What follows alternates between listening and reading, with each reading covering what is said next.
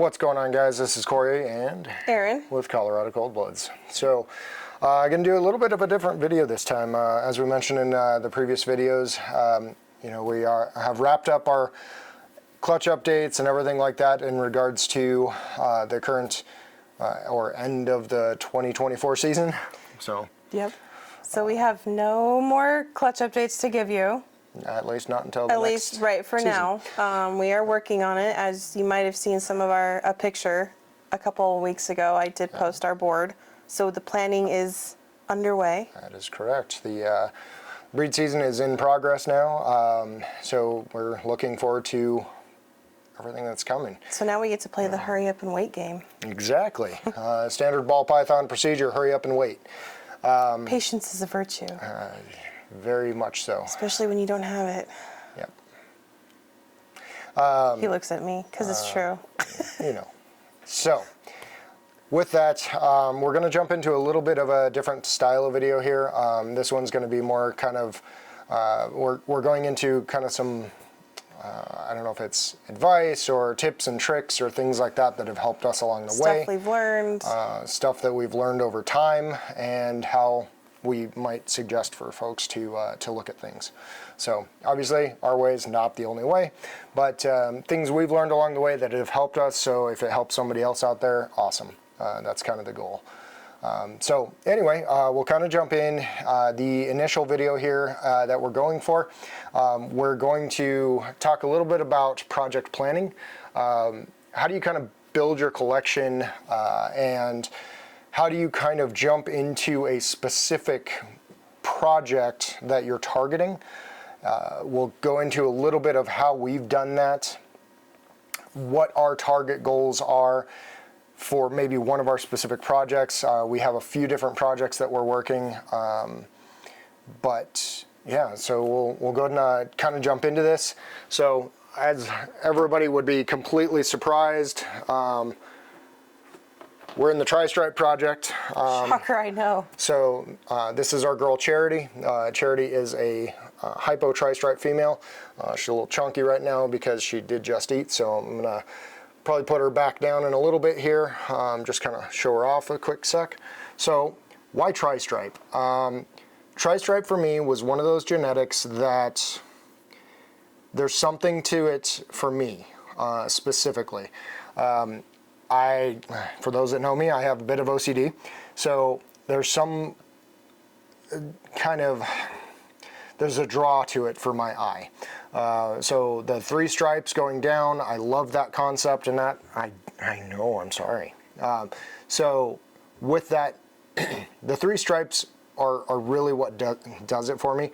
That's another reason that, you've heard in my videos that I like the additional extension of the 3 stripes all the way down the body as best I can do. That's a variable item. You don't really get full control over that in all cases, but that's also why some of my goals around the Tri-Stripe project is to bring in busy patterns. It can mess with the stripe, it can mess with the belly pattern, stuff like that, but really, cleaner genes are going to reduce that stripe in a lot of cases. So while I don't avoid cleaner genes, the thought process behind it is I want more stripe.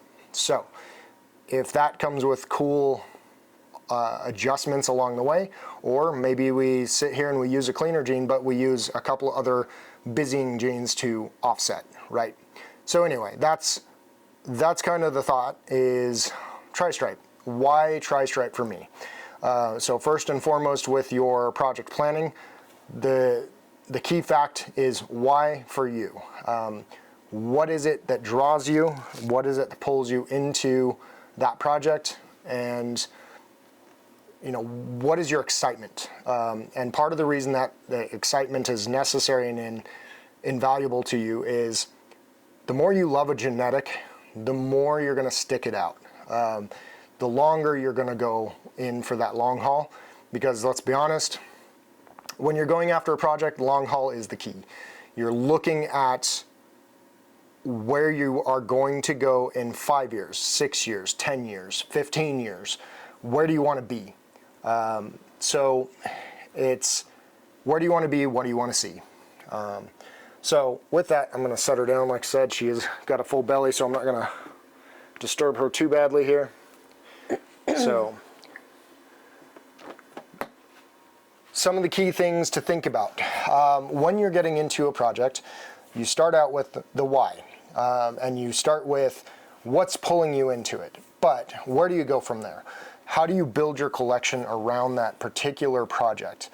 The way that I've processed my my approach to Tri-Stripe is anything that I'm purchasing, does it go into my Tri-Stripe project? Where do I see it long term? If I go get an orange dream, or if I go get a leopard, a cypress, a black pastel, my thought process immediately goes to, does this fit into my project somewhere? Now, does that mean that I'm going to use that orange dream or that black pastel or that leopard immediately this year, or in 2 or 3 years from now?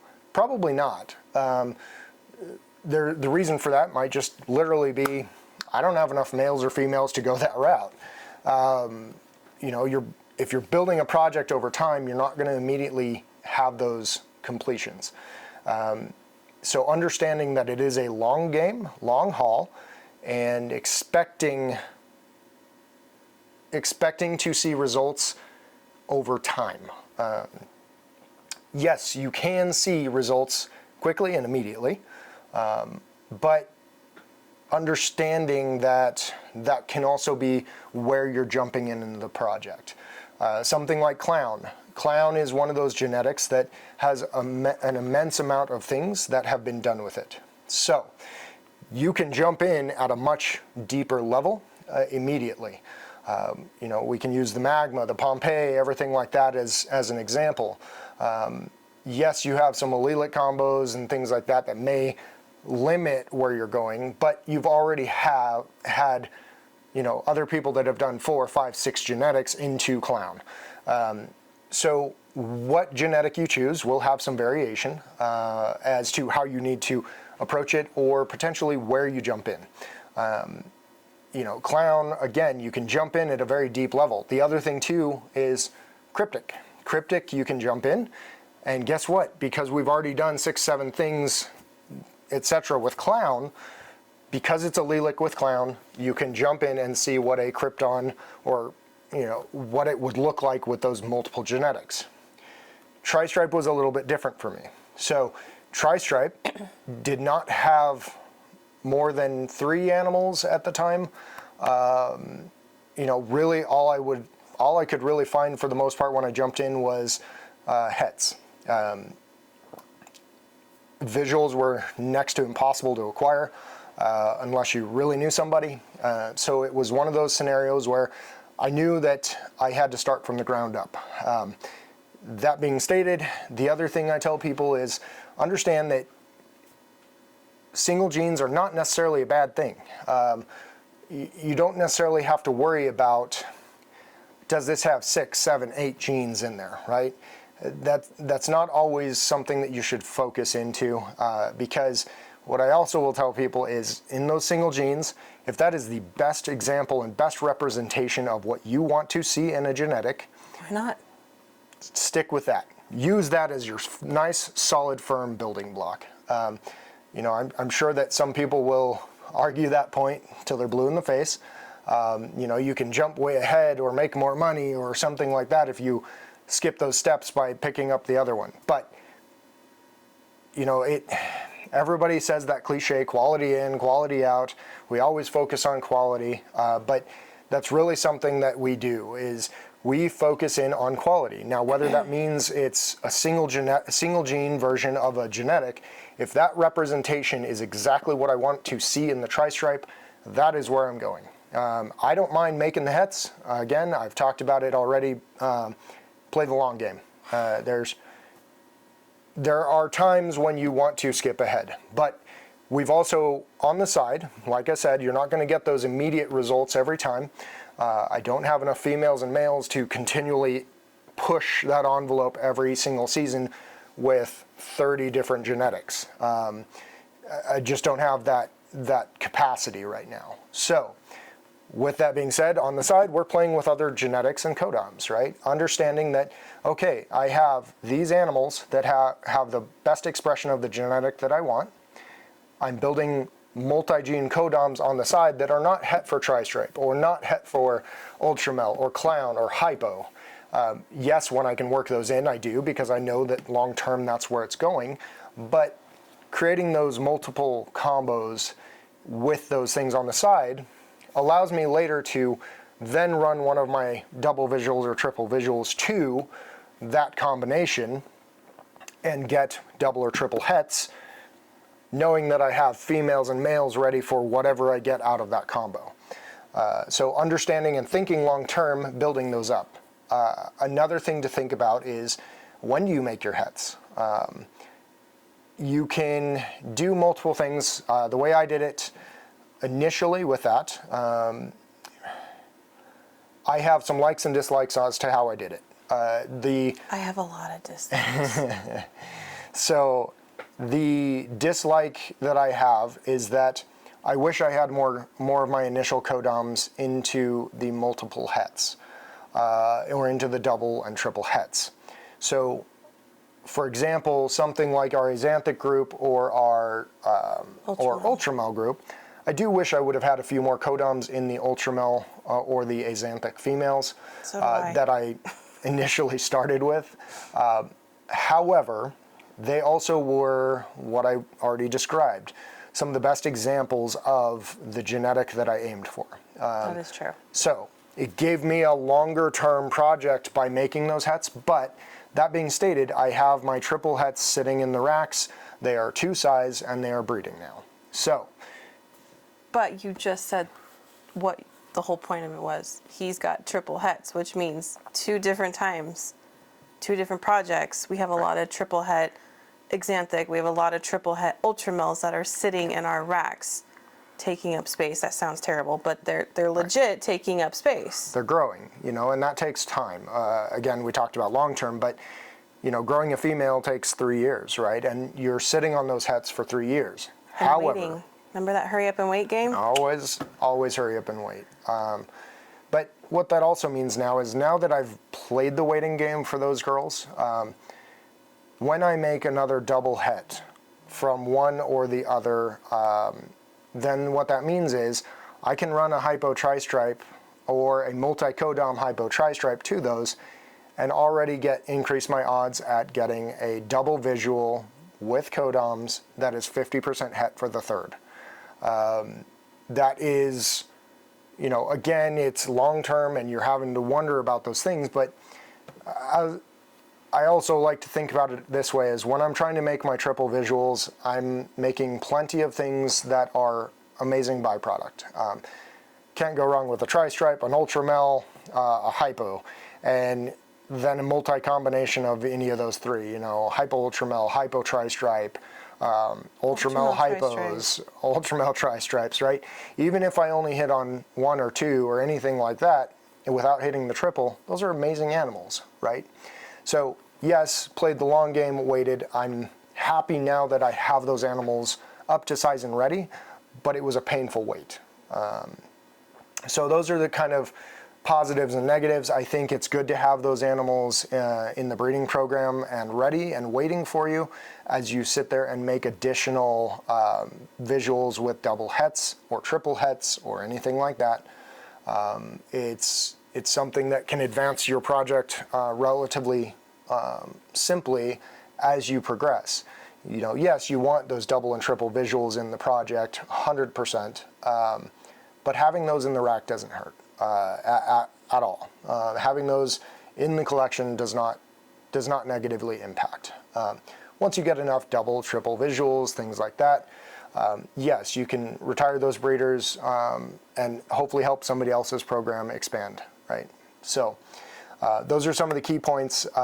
So I've rambled on a lot, but so number 1, when we're talking about it, I touched a little bit on this, buying the animals, right? when you go to purchase the animals, you're doing a couple things. You're deciding whether or not you're going to purchase or you're going to produce. Are you going to make those triple heads? Or are you going to buy those triple heads? Or are you going to buy a visual double head, something like that? Similar to what I talked about before, there wasn't a lot available for me, so I went down the path of producing them on my own. You have more options when it comes to the clowns or something else, right? A more heavily worked genetic. The other side effect is budget, right? Let's be honest, budget. So budget impacts whether you are buying or producing. That will definitely have a heavy impact into where you jump in.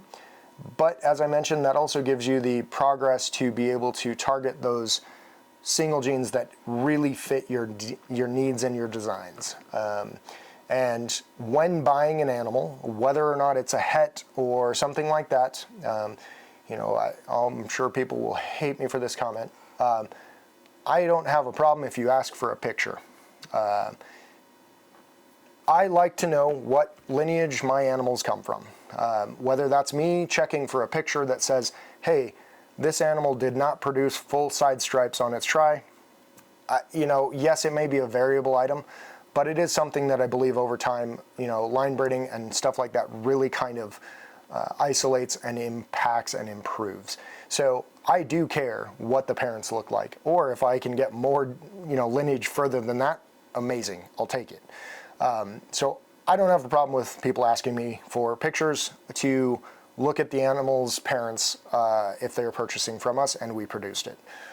If I have it, I will share it. So again, I may get flamed because that can be kind of frustrating at times, right?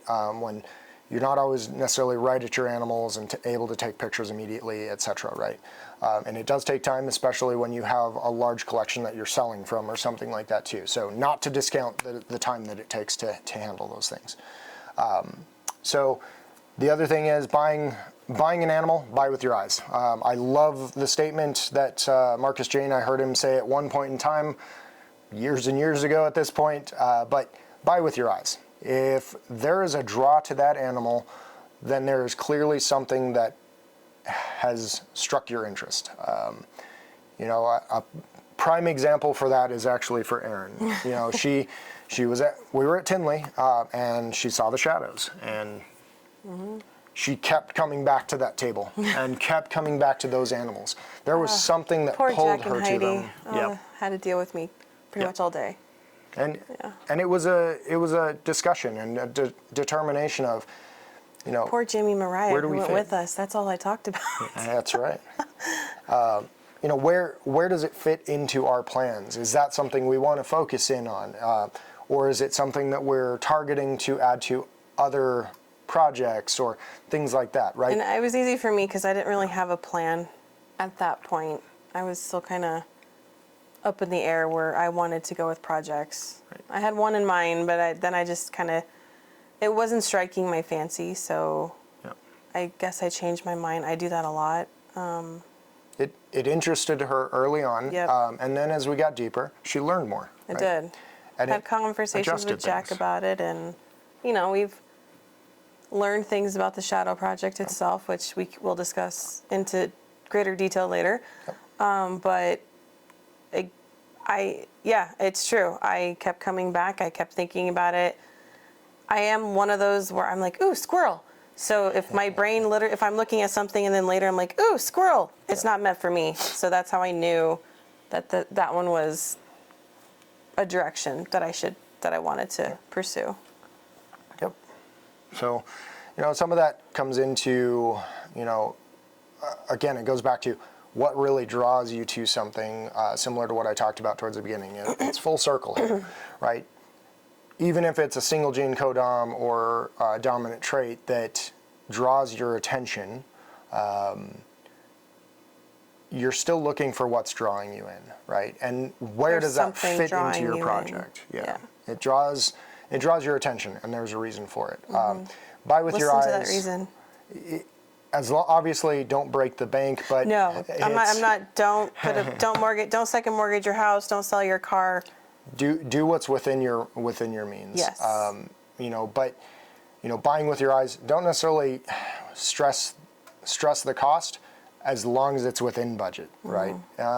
There's something to be said for asking for a discount or something like that, but if it meets everything in your project's needs, there's a reason it's priced the way it is, right?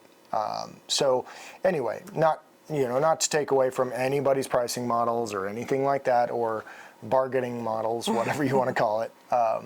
But that being said, sure, does it hurt to ask for a discount? No, but understanding that if the answer is no, if it fits your needs and it's still technically within budget, don't stress it. It's going to better your project. Another key example of buy with your eyes to me, years ago we were looking for a yellow belly, and really at that point in time I was looking for a nice, good quality yellow belly animal. We came to a table and there was one of the Repticon shows, and we came to the table, and in this bucket for our display, they had one section that had about 4 or 5 different yellow belly animals in there. And out of all of those, my eyes stuck to one. Something was different about that animal to me. It was just the nicest and coolest looking single gene yellow belly I'd ever come across. And years later, we then determined and figured out that it's a line of Blitz, Trick, Hurricane, whatever. Blitz-a-Trixicane, as I call it. Because we don't know what the actual lineage is. It's hard to say which one it is. We know that the breeder later down the road was working with Trick. At the time, they also claimed that we purchased it at the time. They don't believe they were working Trick at the point we purchased that animal. So, not really sure. All I can say is buying with my eyes helped me. It gave me that little leg up. Now, you're not always going to find an extra gene by any means, but that's one way that it can benefit you, right? You're looking for that nicest example and how it is going to benefit your specific project the best.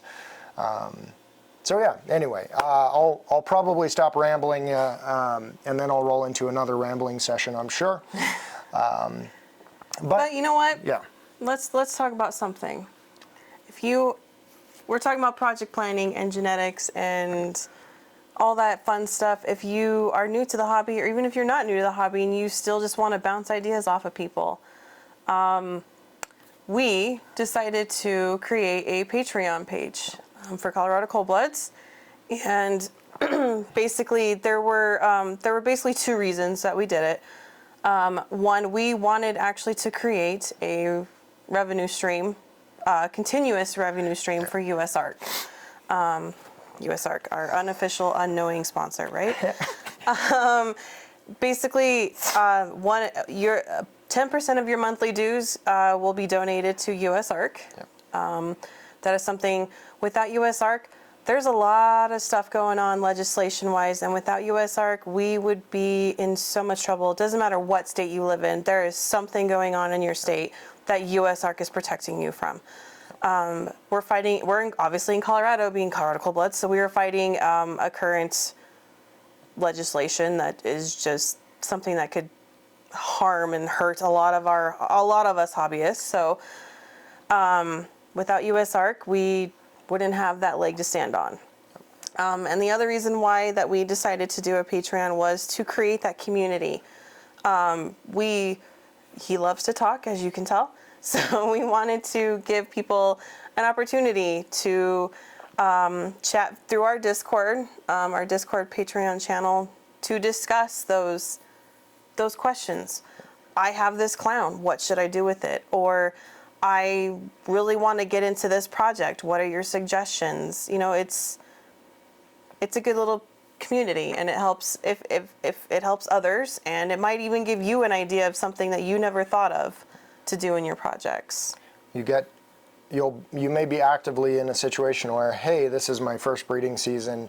How do you set up your incubation tub? We've done a YouTube video on that, but sometimes it's a scenario where not everything is created equal, right? You may have a slightly different incubator. You may have a slightly different incubation tub. Maybe you don't have easy hatch trays, or maybe you're not sure what you can use on the fly because you got surprise eggs, that kind of thing. So it's a nice community and place where you can ask those kinds of questions safely without judgment, right? We're here to help each other. We're here to learn together. We're definitely not going to claim to know everything by any means. No. So it's a place where we can bounce ideas off of each other. It's a place where we can work together and collaborate and help each other out. Whether it's just, hey, I'm excited because I got this new animal, or hey, I'm excited, look what I hatched. We wanted to provide a place where people could benefit from community like that. There are some other fantastic Discord and Patreons out there, but we wanted one for people who were interested specifically in our projects. We're going to go deeper dives into some of the projects that we work with, or we're going to share more of those details on a consistent and regular basis, where we only do YouTube videos once a week, right? We'll have more regular communications specific to our projects. But additionally to that, we also, any of your Patreon dues, we already mentioned the 10% going to USARK, but our Patreon dues are intentionally going to work as credits towards purchases in the future. We didn't set any high extreme prices or anything like that for our tiers.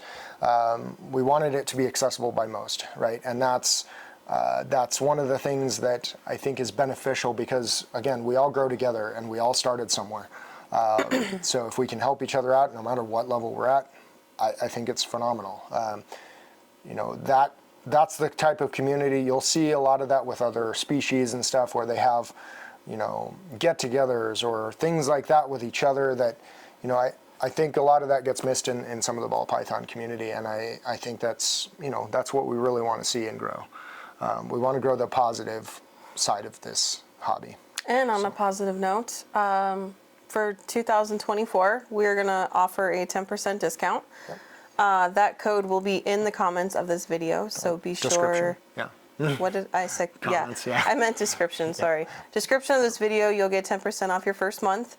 And yeah, that'll be down there. So It's not much, because like I said, we didn't we didn't set any crazy high prices or anything for our tiers, but hey, it's something, right? So anyway, with that being said, I'd love to see you guys there. I appreciate you guys hanging out through this entire ramble session, and hopefully we've gotten to add some eye candy pictures or video or something like that over this random rambling, so you get some enjoyable stuff. But most importantly, while we're in this downtime of waiting for eggs, what kind of videos do you want to see from us? Yeah.